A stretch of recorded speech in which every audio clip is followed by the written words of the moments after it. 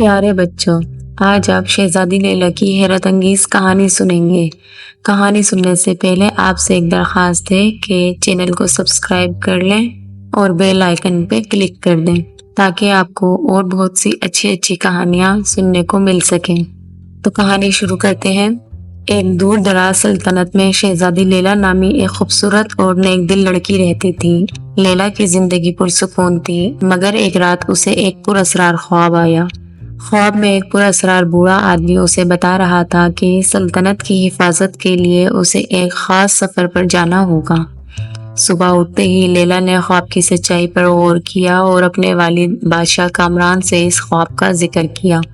بادشاہ کامران نے لیلا کی بات پر یقین کیا اور اسے اس سفر پر جانے کی اجازت دے دی۔ لیلا نے اپنی تیاری کی اور اپنے قابل اعتماد محافظ حسن کے ساتھ سفر پر روانہ ہو گئی۔ سفر کے دوران لیلا اور حسن ایک گھنے جنگل میں پہنچے۔ وہاں انہیں عجیب و غریب مخلوقات ملی جو دیکھنے میں خوفناک تھی مگر دراصل دوستانہ تھی۔ ان مخلوقات نے لیلا کو بتایا کہ جنگل میں ایک جادوگر رہتا ہے جو اس علاقے کو اپنے جادو سے متاثر کر رہا ہے۔ لیلا نے جادوگر کا سامنا کرنے کا فیصلہ کیا۔ جادوگر نے انہیں مختلف چالوں سے دھوکہ دینے کی کوشش کی مگر لیلا کی عقل مندی اور حسن کی بہادری نے جادوگر کو شکست دے دی۔ جادوگر نے اپنی شکست تسلیم کرتے ہوئے لیلا کو ایک جادوئی پتھر دیا اور کہا وہ اپنی سلطنت کو اس پتھر کے ذریعے کسی بھی خطرے سے بچا سکتی ہے۔ جنگل سے نکلنے کے بعد لیلا اور حسن ایک بڑے سمندر کی طرف بڑھے۔ سمندر کے کنارے انہیں قذافوں کی بستی ملی جو مسافروں کو لوٹنے کے لیے مشہور تھی۔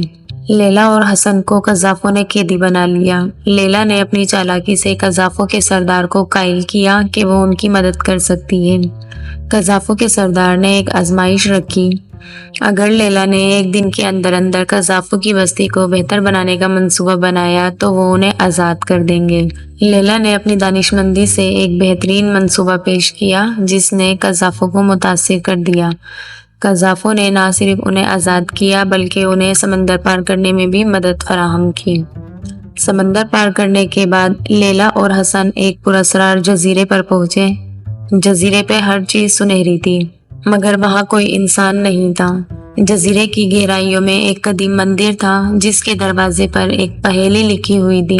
لیلا نے پہیلی کو حل کیا اور مندر کے دروازے کھول دیے۔ مندر کے اندر انہیں ایک قدیم کتاب ملی جس میں ایک خطرناک راکشس کے بارے میں معلومات تھی جو سلطنت گلزار پر حملہ کرنے والا تھا۔ کتاب میں راکشس کو شکست دینے کا طریقہ بھی لکھا ہوا تھا۔ لیلا نے کتاب کو ساتھ لے کر اپنی سلطنت کی طرف واپس جانے کا فیصلہ کیا۔ جب لیلا واپس اپنی سلطنت پہنچی تو راکشس نے پہلے ہی حملہ کر دیا تھا۔ لیلا نے اپنی کتاب کی مدد سے راکشس کو شکست دینے کا منصوبہ بنایا۔ حسن اور سلطنت کے بہادر سپاہیوں کی مدد سے لیلا نے راکشس کا مقابلہ کیا۔ جنگ بہت سخت تھی مگر آخرکار لیلا نے جادوئی پتھر اور قدیم کتاب کی مدد سے راکشس کو شکست دے دی۔ شہزادی لیلا کی بہادری اور عقل مندی کی داستان پورے سلطنت میں مشہور ہو گئی۔ لوگ اس کی تعریف کرتے نہیں تھکتے تھے۔ لیلا نے اپنی زندگی سلطنت کی بہتری کے لیے وقف کر دی اور ہمیشہ اپنے لوگوں کی خدمت کرتی رہی۔ یوں شہزادی لیلا کی حیرت انگیز کہانی لوگوں کے دلوں میں ہمیشہ کے لیے زندہ رہی اور ہر کوئی اس کی بہادری اور نیک دلی کی مثال دیتا رہا۔